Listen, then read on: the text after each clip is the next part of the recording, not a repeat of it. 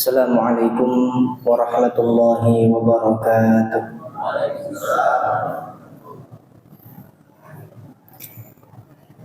Alhamdulillah, alhamdulillahilladzi hamdan katsiran kama amara fantahu amma naha anhu wa hazzar.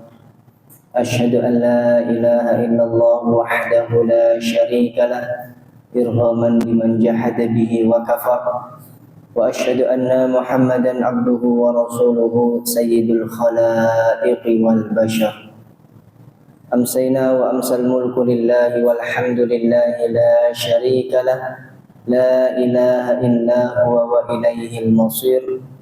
Amsayna ala fitratil islam wa kalimatil ikhlas wa ala dini nabiyyina Muhammadin sallallahu alaihi wasallam wa ala millati abina Ibrahim hanifan wa ma kana minal musyrikin. Amma ba'd. Puji syukur kehadirat Allah Subhanahu wa taala yang masih senantiasa memberi kita banyak kenikmatan, khususnya nikmat yang kemudian sering dilalaikan oleh manusia, yaitu nikmat sehat dan nikmat sempat. Dua nikmat ini jamaah sekalian disebut oleh Rasulullah sallallahu alaihi wasallam maghbunun 'indan nas, seringkali dilalaikan oleh banyak manusia. Nikmat sehat yang kemudian kita miliki, kita diberi tubuh yang sehat, badan yang prima, maka di antara cara mensyukurinya adalah dengan memperbanyak amal ibadah. Dengan mengerjakan sholat, puasa, sedekah, hadir di majelis-majelis ilmu seperti ini, dan lain sebagainya. Begitu pula kemudian nikmat sempat. Banyak orang sehat, akan tetapi belum tentu ia diberi banyak kesempatan untuk melaksanakan berbagai amal ibadah. Ada orang-orang yang kemudian tersibukkan dengan urusan-urusan duniawi, sehingga Allah Subhanahu wa taala tidak memberinya taufik, tidak memberinya kemudahan untuk memperbanyak amal soleh. Maka dua hal ini jika terkumpul dalam diri kita, ada nikmat sehat, ada nikmat sempat, harus benar-benar kita manfaatkan, harus benar-benar kita berdayakan untuk semakin memperbanyak amal ibadah yang kita lakukan. Salat dan salam semoga tetap tercurahkan kepada junjungan kita Nabi besar Muhammad sallallahu alaihi wasallam. Karena atas curahan perjuangan pengorbanannya, alhamdulillah kita sama-sama dapat merasakan puncak dari segala kenikmatan. Nikmat yang jangan sampai kita lalaikan, nikmat yang harus senantiasa kita syukuri, yaitu nikmat iman, nikmat Islam, dan nikmat ihsan. Jamaah yang dirahmati oleh Allah Subhanahu wa taala, pada kesempatan kali ini insyaallah kita akan sama-sama mengkaji tentang 4 jenis fitnah dalam surat Al-Kahfi dan pelajaran serta bagaimana tata cara untuk mewaspadainya. Jadi surat-surat yang kemudian dijelaskan secara khusus oleh Allah Subhanahu wa taala, fadilah-fadilahnya, keutamaan-keutamaannya itu tidak semua. Jadi yang namanya surat-surat dalam Al-Quran yang jumlahnya ada 114 surat, semuanya ini utama karena merupakan firman Allah Subhanahu wa ta'ala. Ia lebih utama lagi ketika disebutkan fadilah khusus tentang surat itu. Ia lebih utama lagi ketika ada anjuran untuk kemudian membaca surat tersebut secara rutin. Maka jamaah sekalian, surat-surat yang kemudian sering kita baca, hendaknya kita juga berupaya untuk memahami terjemahnya, memahami tafsirnya, memahami maknanya, agar ketika kita melaksanakan rutinitas untuk membaca surat-surat ini, ada pemaknaan yang berbeda. Jadi misalkan ketika kita sholat, kita sering membaca tripul, surat Al-Ikhlas, surat Al-Falaq, surat An-Nas. 3 surat ini meskipun pendek-pendek, ia memiliki banyak keutamaan. Maka agar ada rasa yang berbeda ketika membaca surat ini, bukan hanya dibaca dari awal sampai akhir, maka hendaknya kita mentadaburi isinya. Kita membaca tafsirnya, kita kemudian mendengarkan penjelasan para ulama tentang surat-surat ini. Begitu pula surat-surat yang mungkin rutin untuk kita baca, seperti surat Al-Kahfi di hari Jumat atau malam Jumat, surat Al-Mulk sebelum tidur, dan seterusnya. Maka akan ada rasa yang berbeda ketika kita membacanya, ketika kita paham makna dari surat ini. Adapun surat-surat lain, ya tentu diupayakan pula untuk paham maknanya, tafsirnya, dan seterusnya. Akan tetapi minimal sekali yang sering kita baca ini kita paham maknanya, agar ada next level. Jadi kita kemudian bukan hanya sekedar membaca atau menghafal, tapi juga ada pemaknaan dari isi ayat dan isi yang ada di dalam surat-surat tersebut. Nah jamaah sekalian, surat Al-Kahfi ini merupakan surat yang penuh keutamaan, dan di dalamnya memuat tentang 4 jenis fitnah yang harus kita waspadai. Surat Al-Kahfi sendiri, ketika coba kami simpulkan berdasarkan hadis-hadis sahih yang kemudian dinukil oleh para ulama, baik para ulama tafsir maupun para ulama hadis, surat ini istimewa sejak dia turun. Kemudian surat ini masih istimewa ketika manusia menjalankan kehidupannya. Dan surat ini berada pada puncak keistimewaannya ketika manusia memasuki episode akhir kehidupannya. Ketika surat ini turun, dijelaskan dalam sebuah hadis diriwayatkan oleh Ad-Dailami, memang namanya mungkin agak asing. Kalau yang kita sering dengar hadis riwayat Bukhari, Muslim, Tirmidzi, Ibnu Majah, An-Nasai, Ahmad, dan seterusnya. Akan tetapi para ahli tafsir menghukumi hadis yang kemudian berkaitan dengan keutamaan surat Al-Kahfi ini merupakan derajatnya sahih. Nah jamaah sekalian, dijelaskan di dalam hadis ini, an Anas bin Malik anin Nabi sallallahu alaihi wasallam qala, dari Anas bin Malik bahwasannya Nabi sallallahu alaihi wasallam bersabda, nazalat suratul kahfi jumlatan. Surat Al-Kahfi itu turun secara utuh. Artinya dari ayat 1 sampai 110, keseluruhan dari awal sampai akhir itu diturunkan dalam satu waktu yang sama.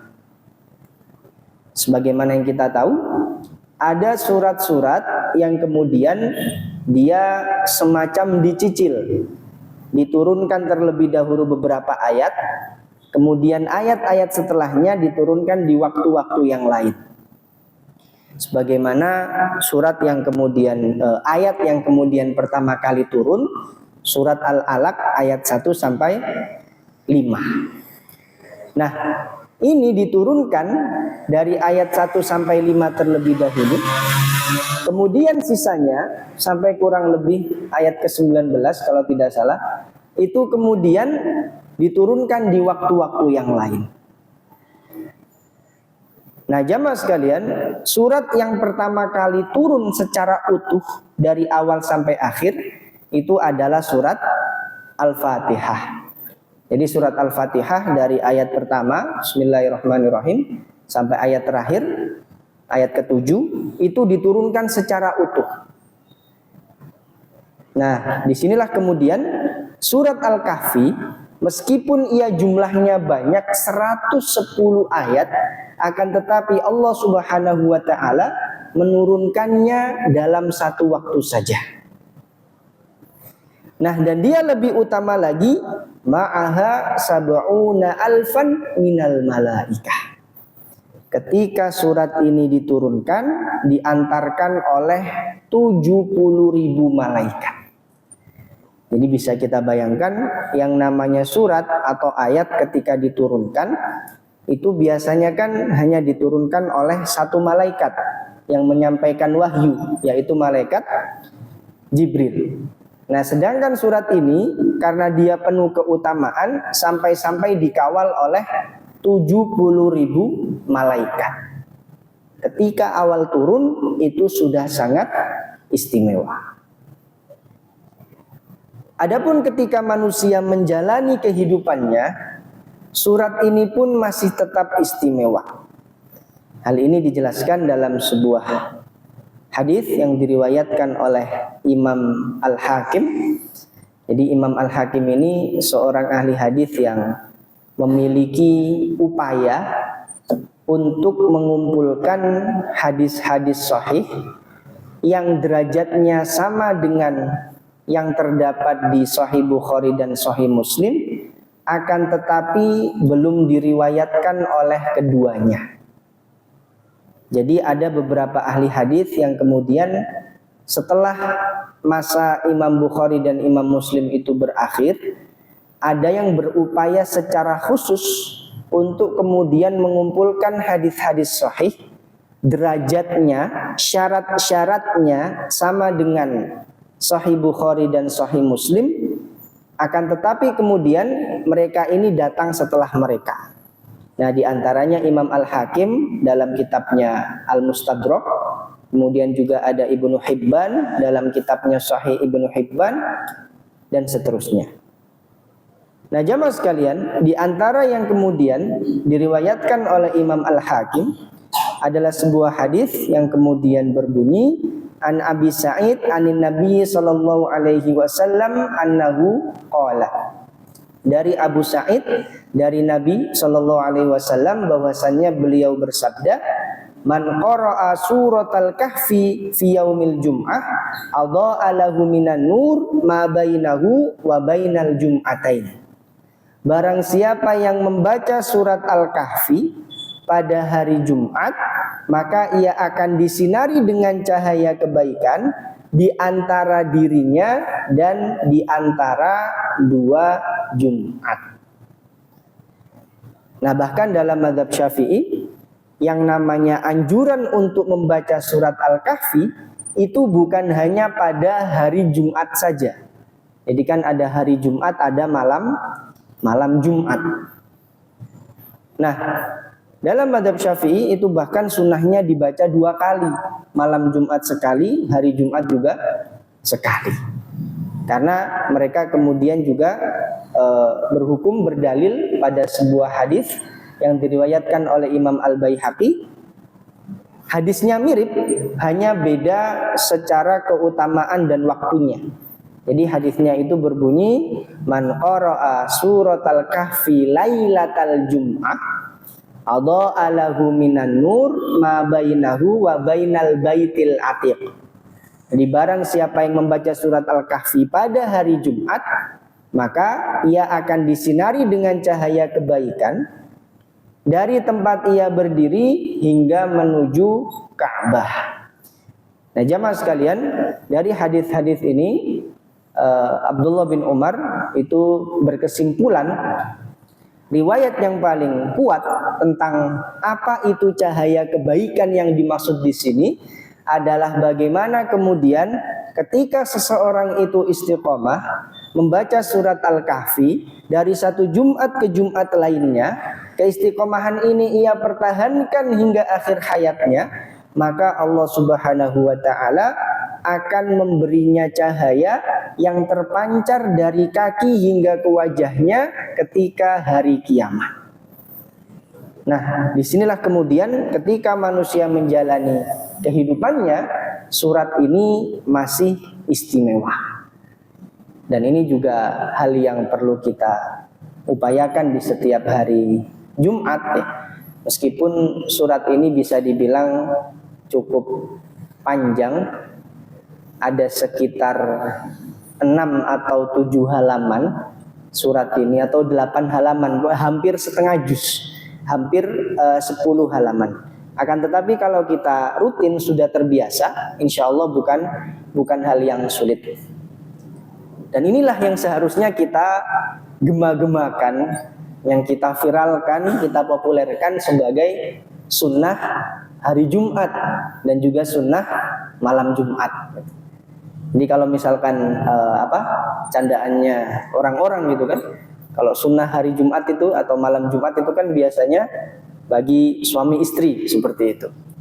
Nah, padahal sunnah untuk kemudian yang dilakukan oleh suami istri secara khusus pada malam Jumat itu dia terdapat di dalam satu hadis yang panjang. Jadi tentang keutamaannya itu kemudian Rasul menyampaikan, man bakkara wabtakar, man ghassala waghtasal, man dana minal imam, dan seterusnya. Jadi setelah melakukan hal khusus yang dilakukan oleh suami istri itu, kemudian dilanjutkan dengan ada mandi besar, kemudian ia datang ke masjid terlebih dahulu, kemudian ia berjalan ketika ke masjid, dan seterusnya. Nah, itu baru mendapatkan keutamaan secara full, secara penuh. Adapun hadis-hadis yang secara khusus mengatakan itu, maka kebanyakan dhaif atau bahkan palsu. Bahkan ada yang menjelaskan dalam sebuah hadis itu palsu. Barang siapa suami istri yang melakukan hubungan pada malam Jumat, maka ia sama dengan membunuh 100 orang Bani Israel. Dari modelnya saja sudah terlihat, ini model-model hadis palsu. Nah, jamaah sekalian, inilah kemudian surat Al-Kahfi yang ia istimewa ketika manusia menjalankan kehidupan. Nah, puncak keistimewaan surat Al-Kahfi itu terdapat pada episode akhir kehidupan manusia, ketika surat Al-Kahfi ini mampu menjadi tameng, mampu menjadi benteng untuk nantinya melawan Dajjal. Ya, meskipun pada saat Dajjal itu turun, kondisi muslim yang benar-benar muslim itu bisa dibilang minoritas. Karena kan di antara tanda kiamat itu ketika sudah tidak ada kumandang azan sama sekali. Nah, ini kan berarti jumlah umat Islam sangat sedikit ketika itu. Nah, akan tetapi Rasul Shallallahu Alaihi Wasallam memberi bekal melalui sebuah hadis yang diriwayatkan oleh Imam Muslim, dijelaskan an Abi Darda anin Nabi Shallallahu Alaihi Wasallam qala man hafidha 10 ayatin min awali suratil kahfi usima minad dajjal. Barang siapa yang menghafal 10 ayat pertama dari surat Al-Kahfi, maka ia terlindung dari Dajjal. Ya, meskipun Dajjal yang dimaksud di sini ada yang mengatakan Dajjal yang akan hadir pada kiamat kubro. Ada juga yang mengatakan Dajjal kecil yang kemudian ia dapat menjadikan seseorang itu semakin jauh dari agama dan seterusnya. Nah, 10 ayat pertama ini jika dihafal, dipahami maknanya dengan baik, diamalkan dalam kehidupan sehari-hari, maka dapat terlindung dari Dajjal. Meskipun ada sedikit perbedaan riwayat, dalam hadis riwayat Ahmad itu bukan 10 ayat pertama, tapi 10 ayat terakhir. Jadi ada yang mengatakan 10 ayat pertama atau 10 ayat terakhir. Ya, kalau mau aman ya dihafal semua saja, dari ayat pertama sampai 110. Nah, jamaah sekalian, mengapa surat ini begitu istimewa? Nah, jika kita kemudian membaca surat ini dari awal sampai akhir, Allah Subhanahu wa Ta'ala menjelaskan tentang 4 fitnah yang harus kita waspadai. Jadi bisa dibilang surat ini sangat aplikatif untuk kemudian kita ambil pelajarannya, untuk kemudian kita amalkan isinya. Yang pertama berkaitan dengan fitnah agama. Dan ini yang pertama kali dibahas di dalam surat Al-Kahfi, bahkan menjadi sebab penamaan dari surat Al-Kahfi itu sendiri. Jadi Al-Kahfi atau Kahf itu kan artinya gua. Nah, gua ini diambil dari kisah Ashabul Kahfi, 7 orang pemuda yang kemudian mereka ini menentang seorang raja yang zalim, seorang raja yang kafir, dan memaksakan kekafirannya dan kezalimannya kepada seluruh rakyatnya. Jadi bukan hanya sekedar zalim, tapi juga kafir dan memaksakan kekafirannya kepada seluruh rakyatnya. Jadi rakyatnya juga diajak untuk jadi kafir sebagaimana raja. Nah, di sini kemudian 7 orang pemuda ini, singkat cerita, mereka kabur ke dalam sebuah gua. Kemudian gua itu longsor, lalu pintu guanya tertutup oleh batu yang sangat besar. Tidur selama 309 tahun dan seterusnya dan seterusnya. Nah, ini dalam ayat 9 sampai 31. Nah, adapun yang kedua itu berkaitan dengan fitnah harta. Nah, fitnah harta ini berkaitan dengan kisah pemilik 2 kebun, Shahibul Hadiqatain, dalam ayat 32 dan 44. Jadi ada 2 orang yang bersahabat, yang satu dianugerahi kekayaan yang berasal dari kebun. Nah, kekayaan yang berasal dari kebun ini itu bukan hanya membuat dia sombong, bukan hanya membuat dia congkak, akan tetapi bahkan sampai membuat dia kafir. Jadi hartanya itu membuat dia merasa bahwa itu adalah seluruh ikhtiar yang ia lakukan, dan ia bahkan sampai-sampai tidak percaya akan adanya hari kiamat. Nah, adapun yang ketiga, fitnah ilmu, ini ketika Nabi Musa alaihi salam itu merasa menjadi manusia paling cerdas di dunia. Ya, meskipun yang namanya nabi itu kan secara natural dia tentu yang paling terdepan, paling unggul secara kecerdasan daripada manusia-manusia lainnya.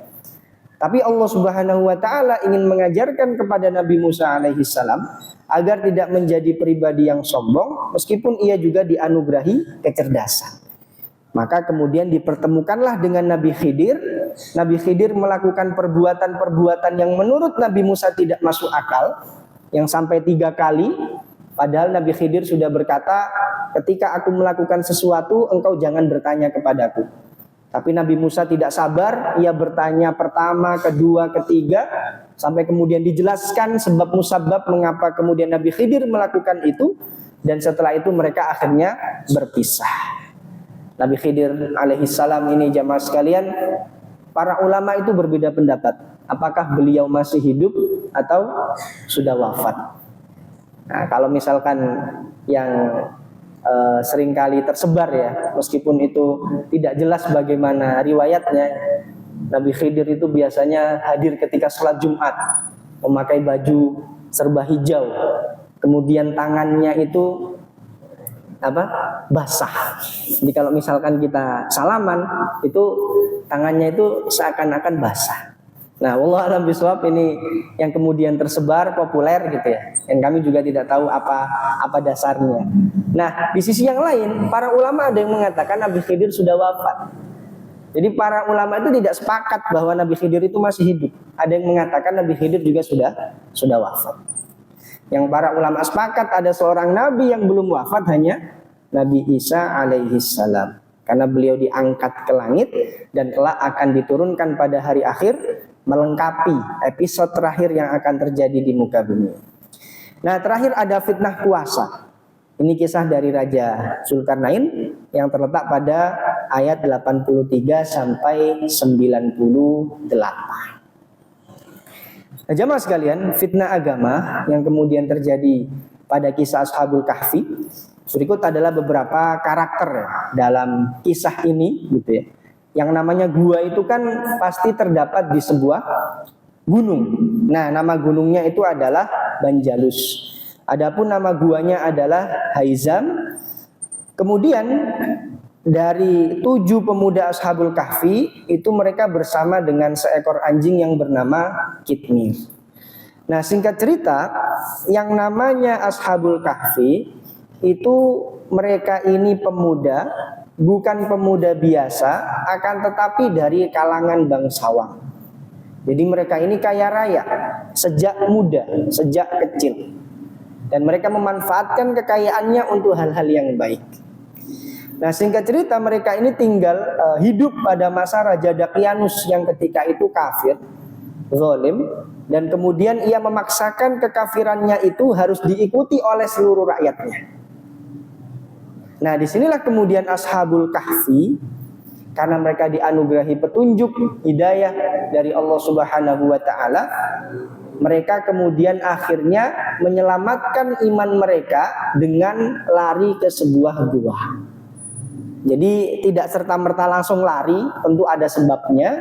Jadi Ashabul Kahfi ini, 7 orang pemuda ini, bisa dibilang ketika itu mengkritik Raja Dakyanus yang kemudian sudah kafir, memaksakan kekafirannya kepada rakyat-rakyatnya. Nah, disinilah kemudian ketika 7 pemuda ini mengkritik Raja Dakyanus, mereka kemudian dikejar oleh tentara-tentara dari Raja Dakyanus. Lalu mereka lari, kabur, sampai kemudian mereka ada di sebuah gua yang namanya Gua Haizam. Nah, rencana awal mereka tidak ada tinggal di situ, akan tetapi hanya sembunyi sementara. Akan tetapi qadarullah wa masya'a fa'al, Gunung Banjalus ini kemudian sedikit longsor, dan di antara longsorannya itu ada batu yang sangat besar menutupi pintu dari Gua Haizam. Sampai-sampai kemudian 7 pemuda ini tidak bisa keluar. Mereka akhirnya capek, tertidur. Mereka merasa tidurnya mungkin hanya 1 malam atau mungkin paling lama 1 hari. Ternyata tidur selama 309 tahun. Ketika mereka bangun, mereka kemudian mendapati pintu goanya ternyata sudah ada yang keropos, yang tertutup oleh batu yang sangat besar. Nah, di antara 7 pemuda ini ada 1 yang kemudian diutus untuk beli makanan. Jadi bayangkan kita ini kan tidur 1 malam saja, bangun-bangun kan pasti lapar. Apalagi ini 309 tahun. Nah, setelah itu kemudian mereka ada 1 perwakilan keluar dari gua untuk beli makanan. Nah, ketika mau beli makanan, ia kemudian memberikan uangnya. Ternyata uangnya itu sudah tidak laku. Ini sudah tidak laku sekarang. Sekarang sudah berubah. Kemudian dijelaskan ternyata rajanya sudah berganti menjadi Raja Tidusis yang kemudian beriman kepada Allah Subhanahu wa taala. Nah, perwakilannya ini kemudian kembali ke teman-temannya. Kemudian tidak lama setelah itu mereka kemudian meninggal dunia. Nah, ini adalah kisah Ashabul Kahfi. Bagaimana kemudian mereka ini pemuda dari kalangan bangsawan pula, itu kemudian dapat menghindari fitnah agama.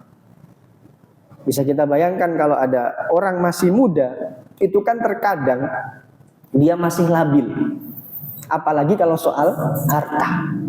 Nah, mereka ini dari kalangan bangsawan yang kemudian dapat memanfaatkan privilege-nya, dapat memanfaatkan jabatannya sebagai seorang anak bangsawan untuk kemudian berkomplot dengan raja yang kafir ini sebenarnya. Jadi banyak sekali kenikmatan yang bisa mereka lakukan, banyak sekali hal-hal yang kemudian bisa mereka dapatkan dengan berbagai keistimewaan yang tidak dimiliki oleh orang lain ketika itu. Tapi mereka tidak memilih itu. Mereka memilih untuk menyelamatkan iman mereka, menjadi buronan seorang raja yang kemudian akhirnya namanya tercetak harum dalam sejarah. Nah, di antara pelajaran yang bisa diambil adalah berhijrah demi menghindari fitnah agama. Ini tersirat dalam surat Al-Kahfi ayat 10. Idh awal fityatu ilal kahf. Ingatlah tatkala para pemuda itu mencari tempat berlindung ke dalam gua. Jadi di gua itu nggak ada rencana untuk tidur atau menjadikan itu base camp. Hanya tempat berlindung sementara. Faqalu rabbana atina min ladunka rahmah wa hayyi' lana min amrina rasyadah. Wahai Tuhan kami, berikanlah rahmat kepada kami dari sisimu dan sempurnakanlah bagi kami petunjuk yang lurus dalam urusan kami. Nah, bisa kita bayangkan seorang pemuda itu doanya seberkualitas ini gitu. Jadi kalau kita lihat mungkin pemuda-pemuda zaman sekarang itu kan kemudian doa yang jangan sampai terlewat ya. Mendapat jodoh yang cantik, kaya raya, atau kemudian mendapatkan harta yang berlimpah misalkan dan seterusnya. Yaitu doa-doa yang kemudian tentu boleh, masyru', tidak masalah. Selagi dia meminta kepada Allah, itu merupakan sebuah ibadah. Karena ad-du'a'u huwal ibadah. Doa itu adalah ibadah. Akan tetapi kemudian para pemuda ini lebih memilih doanya itu adalah agar diberi rahmat di sisi Allah dan agar senantiasa disempurnakan petunjuk yang lurus dalam urusan kami. Nah, disinilah kemudian jika kita ingin mendapatkan petunjuk, maka kita harus mengupayakan petunjuk itu hadir dalam diri kita. Tidak bisa kemudian seseorang ingin misalkan istiqomah dalam menjalankan sebuah amalan, kemudian ia menunggu-nunggu, biarlah nanti Allah akan menggerakkan saya, biarlah nanti Allah akan memberikan hidayah kepada saya, dan seterusnya. Misalkan ada seseorang yang ia memiliki harta yang berlimpah, sudah sangat cukup untuk bisa berhaji, bahkan mungkin berhaji yang kemudian tidak perlu menunggu. Ya, meskipun kemarin ramai kalau haji furoda itu tidak mendapat visa, akan tetapi kemudian di situ jika dia mampu untuk melaksanakan sebuah ibadah, tapi dia kemudian merasa bahwa saya belum terpanggil, saya belum dipanggil Allah misalkan. Nah, seperti ini nunggu apa? Masa nunggu dipanggil Allah untuk wafat? Nah, kan tidak seperti itu. Begitu pula kemudian ketika seseorang itu belum istiqomah atau misalkan dia belum sholatnya belum di masjid. Kemudian ia merasa bahwa ya biarlah nanti Allah akan memberiku hidayah untuk senantiasa istiqomah di masjid. Petunjuk itu diusahakan, petunjuk itu diikhtiarkan. Tidak bisa kemudian tiba-tiba Allah memberikan hidayah kepada seseorang jika ia tanpa ikhtiar sama sekali. Tentu ini bisa atas izin Allah karena Allah Maha Kuasa. Akan tetapi kita sebagai manusia itu juga tetap wajib untuk berikhtiar. Karena kalau misalkan tidak ada ikhtiar, kita kemudian di situ tidak berjuang, tidak berkorban, dan kemudian menyerahkan segala sesuatu berjalan apa adanya. Nah, jamaah sekalian, pelajaran kedua yang bisa kita ambil adalah pemuda lebih cenderung mudah menerima kebenaran. Nah, yang dimaksud kata pemuda di sini adalah orang-orang yang kemudian ia senantiasa hatinya terbuka terhadap petunjuk Allah Subhanahu wa ta'ala. Nah, kesimpulan dari pemuda lebih cenderung mudah menerima kebenaran ini kesimpulan yang disampaikan oleh Al-Imam Ibnu Katsir ketika beliau mentafsirkan surat Al-Kahfi ayat 13. Nahnu naqussu 'alaika naba'ahum bil haqq. Kami kisahkan kepadamu wahai Muhammad cerita ini dengan benar. Innahum fityatun amanu bi rabbihim wa zidnahum huda. Sesungguhnya mereka adalah pemuda-pemuda yang beriman kepada Tuhan mereka dan kami tambah pula untuk mereka petunjuk. Nah, jamaah sekalian, Al-Imam Ibnu Katsir ketika itu membuat komparasi, membuat perbandingan antara orang-orang yang pertama kali masuk Islam dengan orang-orang kafir Quraisy. Jadi kalau as-sabiqunal awwalun itu mereka mayoritas dari kalangan pemuda. Karena mereka kemudian lebih mudah untuk menerima kebenaran karena mereka tidak ada beban-beban yang sifatnya itu dari sisi pengetahuan atau dari sisi pengalaman atau dari sisi keturunan. Beda dengan orang-orang tua kafir Quraisy ketika itu, mereka berpikir kalau saya masuk agamanya Muhammad, maka orang-orang kafir Quraisy yang menjadi rekan bisnis saya itu tidak kerjasama dengan saya lagi. Kalau misalkan saya masuk agamanya Muhammad, berarti nanti saya akan mengkhianati kepercayaan dari nenek moyang. Dan seterusnya dan seterusnya. Nah, disinilah kemudian cara berpikirnya inilah yang kemudian menyebabkan mereka sulit untuk menerima kebenaran. Karena mereka kurang terbuka. Nah, tentu hal-hal seperti ini tidak terikat dengan berapa usianya, tapi sejauh mana mentalnya untuk senantiasa menerima kebenaran dari siapapun yang kemudian menyampaikan kebenaran itu kepadanya. Maka yang namanya ilmu itu kemudian hendaknya diambil dari siapapun. Yang kemudian mereka yang misalkan lebih muda mengambil ilmu dari yang tua juga mengambil ilmu dari yang muda, atau misalkan teman sebaya dan seterusnya, ini bukan merupakan aib. Misalkan kemudian banyak sekali para ulama-ulama pada zaman dahulu itu mengambil ilmu dari orang-orang yang kemudian masih muda pada zaman mereka. Dan ini terjadi banyak sekali para sahabat usianya sudah tua, akan tetapi mereka menuntut ilmu dari orang-orang yang kemudian lebih muda. Bahkan banyak sekali sahabat yang kemudian menuntut ilmu dari perempuan. Banyak kan kemudian sahabat yang meriwayatkan hadis dari Aisyah. Nah, disinilah kemudian jamaah sekalian, yang namanya ilmu, yang namanya kebenaran, hendaknya senantiasa hati kita terbuka untuk menerimanya dari siapapun itu. Adapun pelajaran ketiga, bukan siapa dia tapi apa perannya. Ini terdapat dalam surat Al-Kahfi ayat 22. Jadi singkat cerita, yang kita sampaikan tadi, ringkasan kisah Ashabul Kahfi, itu ada lanjutannya. Nah, lanjutannya itu dijelaskan oleh Imam At-Tarifi dalam kitabnya At-Tafsir wal Bayan fi Ahkamil Quran. Beliau menyampaikan seperti ini.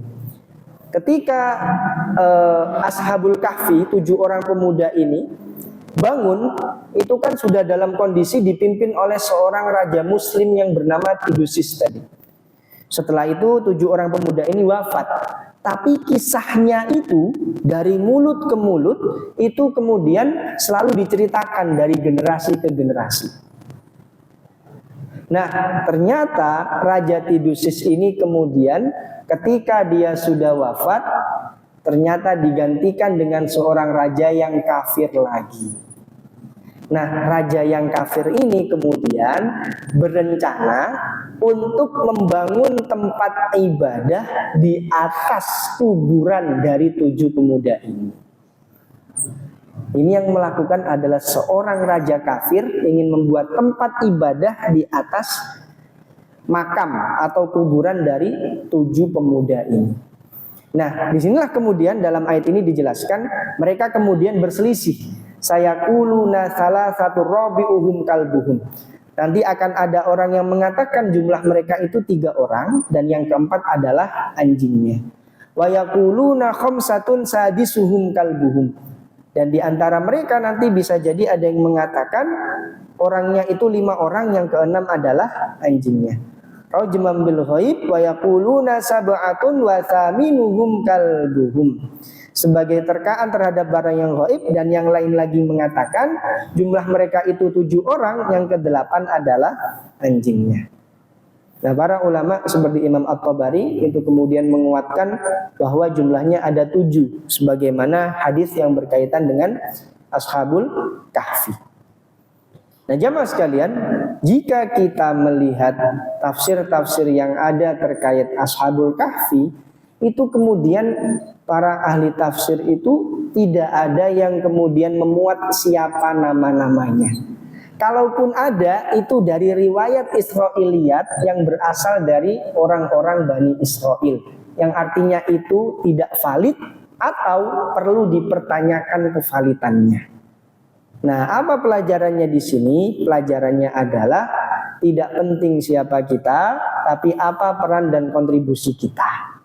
Kadang kemudian yang namanya seseorang, ia kemudian ingin ia melakukan kebaikan, ia memberikan sebuah kebermanfaatan, itu terkadang bisa jadi ada rasa di dalam dirinya ingin namanya disebut-sebut, ingin diketahui oleh banyak orang agar terkenal sebagai orang yang dermawan, agar terkenal sebagai orang baik dari masa ke masa dan seterusnya. Nah, Al-Quran mengajarkan bahwasannya jika misalkan itu tidak terjadi, maka itu bukan menjadi masalah. Karena yang terpenting bagaimana kontribusi kita yang senantiasa diingat, bagaimana kemudian peran kita yang selalu memberi kebermanfaatan, meskipun bisa jadi orang-orang tidak tahu siapa nama kita. Maka dalam ayat Al-Quran itu ada juga tokoh-tokoh lain, orang-orang hebat yang kemudian mereka ini tidak dijelaskan siapa namanya. Misalkan ada rojulun min aqsal Madinah, laki-laki dari pinggiran kota. Itu dijelaskan melakukan kebaikan ini, kebaikan ini. Kemudian ada ketika Nabi Musa alaihissalam ketika ia akan maju ke Fir'aun, itu kan kemudian diantaranya mengajak orang-orang Bani Israel, cuma mereka malah duduk-duduk, tidak mau untuk sama-sama menghadapi bersama. Akan tetapi kemudian ada dua orang, rojulani, hanya disebut dua orang, tidak disebutkan siapa namanya dan lain sebagainya. Dan ini menunjukkan bahwa bukan siapa kita, tapi apa peran kita. Maka inilah yang kemudian hendaknya kita perbanyak dalam kehidupan, bagaimana kontribusi, bagaimana peran, bagaimana kebermanfaatan, agar kemudian senantiasa kebaikan-kebaikan kita yang kemudian dikenang. Nah jamaah sekalian, adapun yang kedua itu tentang fitnah harta. Ini tentang kisah pemilik dua kebun. Singkat cerita, kalau secara karakternya itu ada dua orang sebenarnya. Dua orang ini bersahabat dan persahabatan mereka itu sudah sangat lama. Jadi mereka ini benar-benar bestie kalau bahasa anak sekarang. Nah jamaah sekalian, yang dinamakan dengan dua orang laki-laki ini, awalnya mereka ini sama-sama mukmin, sama-sama beriman kepada Allah Subhanahu wa ta'ala. Nah qadarullah wa masya'a fa'al, ternyata temannya yang pertama itu dia tidak dianugerahi harta. Nah adapun yang kedua ini dianugerahi harta, dan hartanya itu membuat dirinya menjadi orang yang kafir. Jadi saking ia terlena dengan hartanya, memuja-muja, mengagung-agungkan segala pencapaian yang ia miliki dari hartanya, itu malah menjadikan dirinya sebagai orang kafir. Memang apa harta yang dimiliki sampai-sampai menjerumuskannya ke dalam kekafiran? Nah jemaah sekalian, para ahli tafsir menyampaikan laki-laki ini punya kebun. Cuma kebunnya itu unik. Nah kebunnya itu jamaah sekalian, yang kemudian misalkan ia berbentuk kotak, maka kotak yang paling dalam itu ada kebun kurma. Kemudian lebih luar lagi ada kebun anggur. Kemudian lebih luar lagi ada kebun sayur-sayuran. Nah sebagaimana yang kita tahu, yang namanya kebun kurma itu biasanya hanya tahan di tempat-tempat yang kemudian daerahnya itu panas. Sebagaimana di Timur Tengah itu kan kemudian kebun kurma bisa subur di sana karena cuacanya panas. Apalagi misalkan di daerah Sudan itu kan terkenal sangat panas dan cuaca di sana hanya dua. Cuacanya itu hanya panas dan panas sekali. Jadi saking panasnya itu cuacanya hanya dua, panas dan panas sekali. Maka mahasiswa di Sudan itu biasanya beli galon itu dua. Galon yang pertama untuk minum, galon yang kedua biasanya untuk mengguyur tubuh mereka dengan air itu. Karena saking panasnya di sana. Ya meskipun kalau sekarang mahasiswa Indonesia sementara di stop, tidak bisa mengajukan beasiswa ke Sudan karena Sudan sedang konflik. Begitu pula Lebanon. Maka Kementerian Agama dari 4 beasiswa Timur Tengah yang mereka buka, ada Mesir, Maroko, Lebanon, kemudian satu lagi tadi Sudan. Lebanon dan Sudan ini sementara tutup, sedangkan yang Mesir dan Maroko ini masih berjalan. Nah jemaah sekalian, itu kebun kurma. Nah kalau kebun anggur itu kan kemudian dia biasa dapat tumbuh dan dengan baik di daerah-daerah dingin. Misalkan kemudian di daerah dataran tinggi atau negara-negara Eropa yang namanya kebun anggur itu kan subur. Nah laki-laki ini dalam satu lahan yang sama itu bisa menggabungkan antara kurma dan anggur, ditambah dengan sayuran-sayuran. Nah inilah kemudian yang menjadikan kebun dari laki-laki ini memiliki hasil yang kemudian sangat melimpah ruah, sampai-sampai menjadikannya sombong, sampai-sampai menjadikannya lupa diri, sampai-sampai menjadikannya kafir. Ini yang perlu kita waspadai. Nah, di antara pelajaran dari kisah pemilik dua kebun ini, ketika dua laki-laki tadi bercakap-cakap, yang satu pemilik dua kebun, yang satu lagi tidak memiliki harta, dijelaskan dalam surat Al-Kahfi ayat 34. Jadi yang punya harta itu mengejek, ya, mencela. temannya yang kemudian tidak punya harta ini. Wa kana lahu thamar, ketika itu ia memiliki kekayaan yang besar, faqala li sahibihi wa huwa yuhawiruhu, ia kemudian berkata kepada kawannya yang mukmin ketika bercakap-cakap dengan dirinya, ana aktsaru minka malan wa a'azzu nafara, sungguh hartaku lebih banyak daripada hartamu dan pengikut-pengikutku lebih kuat. Nah, jamaah sekalian, Al-Imam Ibnu Katsir itu menyampaikan min amniyatil fujjar.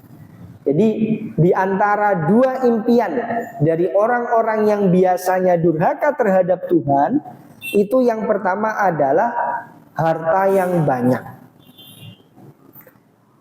Kemudian yang kedua adalah pengikut-pengikut yang kemudian kuat. Orang yang punya harta itu kan ketika hartanya sangat banyak, tentu dia tidak bisa mengurus sendiri. Baik itu hartanya berasal dari kebun, sawah, toko, perusahaan, dan seterusnya.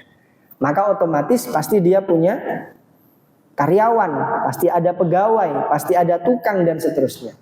Nah, orang-orang yang di bawahnya ini kan otomatis menjadi pengikut dari orang yang memiliki harta tadi. Disuruh apapun pasti mau. Nah, disinilah kemudian jamaah sekalian, hal-hal seperti ini yang sangat diimpikan oleh para pendurhaka Tuhan.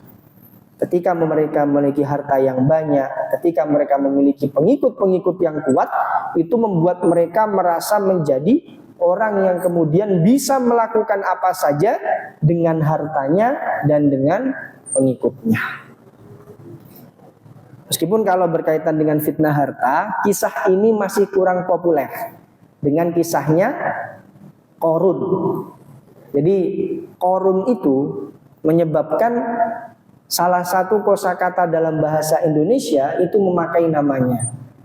Jadi Qarun itu kan ceritanya ada orang yang bukan orang biasa. Qarun itu masih sepupunya Nabi Musa alaihissalam. Ada yang mengatakan sepupu, ada yang mengatakan paman. Jadi dia sangat dekat dengan hidayah Allah Subhanahu wa ta'ala. Masih keluarganya sendiri Nabi Musa. Tapi begitulah ketika seseorang dibutakan oleh harta, meskipun hidayah itu sudah sangat dengan dirinya, sudah ada di hadapan matanya, seakan-akan ia buta dengan hidayah itu karena terhalangi oleh berbagai harta yang ia miliki. Nah, jamaah sekalian, Qarun ini dijelaskan dalam kitab-kitab tafsir, hartanya itu sangat banyak yang disimpan di gudang-gudang. Nah, gudangnya itu ada sekitar 60 gudang. Yang 60 gudang ini punya kuncinya masing-masing. Yang kuncinya itu bahkan kemudian tidak bisa ditarik oleh 60 kuda. Jadi entah kuncinya seberat apa, secanggih apa, tapi sampai sebegitunya Qarun itu menumpuk-numpuk harta. Karena ia sangat sayang dengan hartanya, yang kemudian membuat dirinya diazab oleh Allah Subhanahu wa ta'ala. Qarun dan seluruh hartanya itu ditelan bumi. Maka ketika kita menemukan harta temuan, itu dinamakan dengan harta karun, diambil dari kata qarun. Nah, jamaah sekalian, inilah yang kemudian hendaknya kita waspadai ketika Allah Subhanahu wa ta'ala menganugerahkan kita harta sebanyak apapun harta itu. Jadi bahkan ketika naudzubillah kita mungkin belum diberi banyak harta, mungkin tidak terlalu banyak, tapi sudah lebih banyak dari tetangga kita, sudah lebih banyak dari saudara-saudara kita. Nah, terkadang hal-hal seperti ini itu bisa jadi malah membuat kita membangga-banggakan diri kita sendiri. Oh ya, jelaslah, kan saya istiqomah sholat duha, pasti saya dapat penghasilan lebih daripada tetangga saya misalkan. Nah, hal-hal seperti ini jamaah sekalian, terkadang tidak perlu kita menunggu punya harta berlimpah baru sombong. Terkadang kita punya harta yang lebih sedikit saja dari tetangga atau saudara kita, terkadang kita sudah sombong. Maka fitnah harta ini pada asalnya tidak hanya kita waspadai ketika dalam kondisi kaya raya, tapi sudah dititipi harta oleh Allah, itu harus kita waspadai. Nah, adapun yang kedua, fitnah harta yang menodai iman.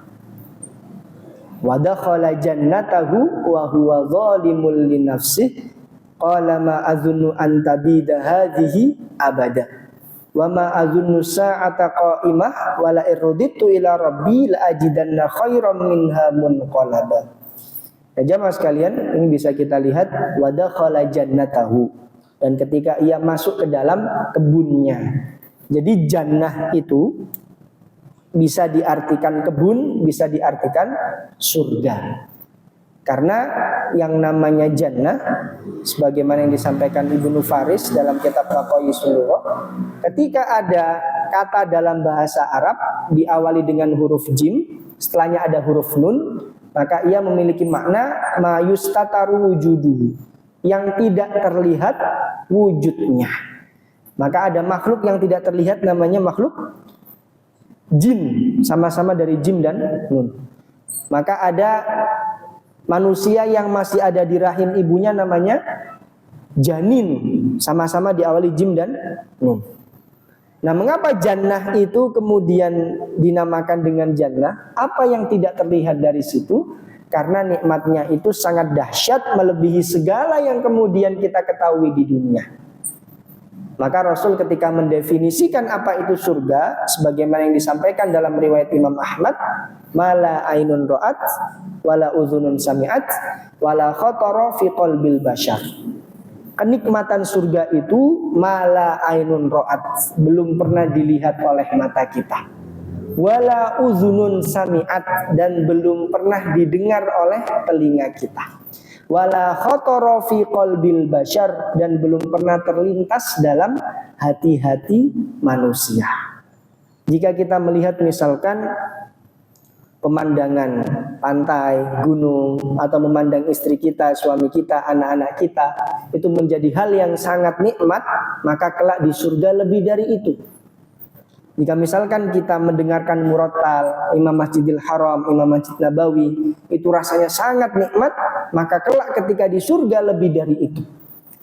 Jika misal kita punya impian yang masih ada dalam hati kita, belum terlaksana, kelak ketika di surga akan lebih dari itu. Nah, sekarang pertanyaannya, mengapa kebun itu juga dinamakan dengan jannah? Karena jamaah sekalian, yang namanya kebun itu kan biasanya luas. Ma yustataru wujuduhu, tidak terlihat wujudnya karena bagian tengahnya itu ditutupi oleh bagian samping-sampingnya. Jadi karena dia sangat lebat, maka kemudian dia tidak bisa dilihat secara langsung bagian tengahnya. Harus masuk ke dalam kebun itu terlebih dahulu.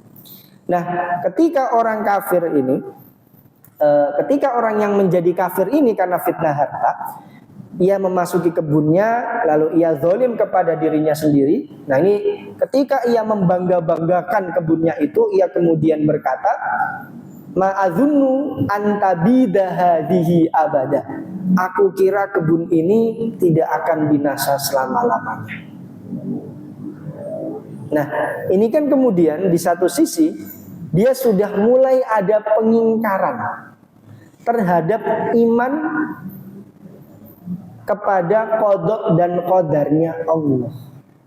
Seakan-akan ia bisa menetapkan takdir terhadap keberlanjutan dari kebunnya, kelanggengan dari kebunnya. Seakan-akan akan terus ada dan tidak akan binasa selama-lamanya. Nah, kemudian lebih parah lagi dijelaskan dalam ayat seterusnya, wa ma azunnu sa'ata qa'imah, dan aku tidak mengira hari kiamat itu akan datang. Ini sudah pengingkaran terhadap iman kepada hari akhir. Dan jika sekiranya aku kembalikan kepada Tuhanku, pasti aku akan mendapat tempat kembali yang lebih baik daripada kebun-kebun itu. Jadi bayangkan, sudah mengingkari iman terhadap qada, sudah mengingkari iman kepada hari kiamat, akan tetapi ketika wafat itu masih percaya diri kelak akan mendapat nikmat yang melebihi kebun-kebunnya. Nah, di sini bisa kita lihat bahwa yang namanya iman, kita sebagai seorang mukmin,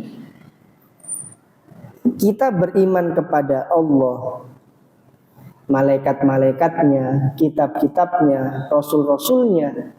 Ini mungkin hal yang mudah. Karena ini semuanya ada muatan ghaibnya. Kita bisa mengenalinya dalam ayat-ayat Al-Quran atau dalam nas-nas hadis. Bagaimana kita beriman kepada Allah. Allah itu kemudian rububiyahnya maha pencipta. Uluhiyahnya kemudian kita menyembah kepadanya. Asma wa sifat kita percaya terhadap nama-nama dan sifat-sifatnya. Kemudian juga malaikat-malaikat, berapa jumlah mereka, siapa nama-namanya, apa tugas-tugasnya. Kemudian kitab-kitab Allah berapa jumlahnya, diturunkan kepada Nabi siapa saja. Kemudian ada Rasul-Rasul Allah, Nabi dan Rasul itu jumlahnya ada berapa, dan seterusnya.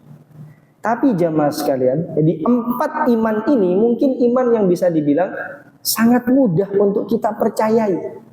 Tapi iman kepada qada dan qadar ini sulit karena langsung berbenturan dengan realita kehidupan kita.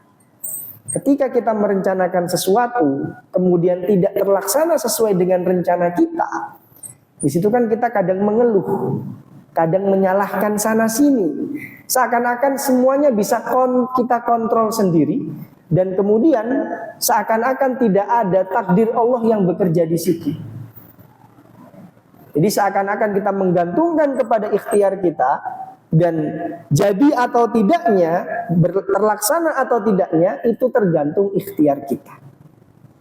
Nah, di sini kan kemudian ketika tidak sesuai harapan, ada kekecewaan, kita mengeluh. Pada dasarnya itu merupakan langkah-langkah sedikit demi sedikit, na'udzubillah, kita mulai ada kerapuhan dalam beriman kepada qada dan qadar. Maka ini menjadi hal yang tidak mudah untuk kita beriman secara istiqomah dengan qada dan qadar. Bahkan bisa kita sebut ini iman yang paling sulit, langsung berbenturan dengan realita kehidupan kita. Nah, ketika seseorang itu sudah mulai putus asa, sudah mulai menyerah dengan segala yang Allah tetapkan kepadanya, maka kemudian ini akan mengantarkannya kepada tidak mempercayai akan adanya hari kiamat. Begitu juga sebaliknya, ketika ada seseorang merasa bahwa seluruh yang ia dapatkan itu merupakan hasil dari ikhtiar dia sendiri, seakan-akan ia bisa mengendalikan semuanya sendiri, seakan-akan tidak ada campur tangan Allah sama sekali, maka kemudian ia merasa qada dan qadar itu tidak ada. Maka akan mengantarkannya kepada tidak percaya terhadap adanya hari kiamat. Kebanyakan orang-orang yang menjadi ateis, yang kemudian tidak beragama, tidak percaya Tuhan, itu mereka dimulai dari hal-hal seperti ini. Mereka tidak mempercayai qada dan qadar. Mereka seakan-akan bisa mengendalikan semuanya sendiri. Dan kemudian pelan-pelan mereka merasa kehidupan ini hanya kehidupan dunia saja. Tidak ada kehidupan setelah dunia ini hancur. Nah, disinilah kemudian jamaah sekalian, fitnah harta itu dapat menodai iman. Nah, di akhir dari kisah pemilik 2 kebun ini, kemudian dijelaskan tentang zikir agar terhindar dari fitnah harta. Nah, singkat cerita, harta dari laki-laki yang menjadi kafir ini kemudian binasa karena ia mendapat azab dari Allah Subhanahu wa ta'ala. Laki-laki yang kafir ini kemudian curhat ke temannya yang mukmin tadi. Nah, teman yang mukmin tadi itu kemudian akhirnya memberikan nasihat, dan itu terekam di dalam Al-Quran. Walaula iddakhalta jannataka qulta masya Allah la quwwata illa billah intarani ana aqalla minka malan wa walada. Dan mengapa kamu tidak mengatakan ketika kamu memasuki kebunmu, masya Allah la quwwata illa billah. Ini merupakan zikir agar terhindar dari fitnah harta. Karena ini merupakan sebuah penegasan bahwa segala yang kemudian ia dapatkan dari kebun itu misalkan, atau dari segala harta yang telah Allah anugerahkan kepadanya, ini semuanya merupakan pemberian dan titipan dari Allah Subhanahu wa ta'ala. Masya Allah, sungguh atas kehendak Allah semua ini terwujud. La quwwata illa billah, tidak ada kekuatan kecuali dari pertolongan Allah. Nah, ini bisa kita amalkan. Misalkan kita memiliki sebuah toko, maka sebelum ketika kita masuk ke dalam toko mau menjalankan rutinitas berjualan sebagaimana biasa, maka kita bisa Masya Allah la quwwata illa billah. Dan para ulama menjelaskan, dan ini bisa diterapkan pada seluruh hal yang kemudian kita bisa mendapat penghasilan dari situ. Misalkan kita kerja kantoran, atau misalkan kita kerja sebagai seorang pengajar di sekolah dan lain sebagainya, maka ketika kita masuk ke dalam tempat kerja kita, hendaknya kita mengatakan Masya Allah la quwwata illa billah. Sekiranya kamu anggap aku lebih sedikit darimu dalam hal harta dan keturunan. Nah, ini tadi lanjutan setelah dia diejek, maka dia diberi nasihat dengan Masya Allah la quwwata illa billah.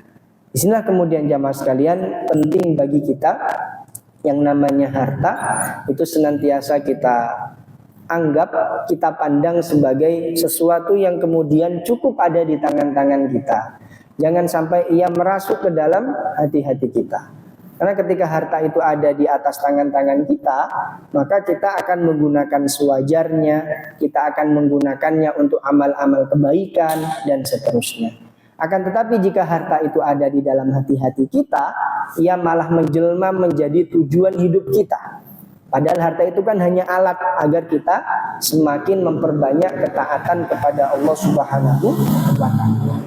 Maka ini sangat penting agar kemudian kita dapat terhindar dari fitnah harta. Mungkin cukup itu yang berkaitan dengan dua fitnah. Yang pertama tadi ada fitnah agama dan fitnah harta.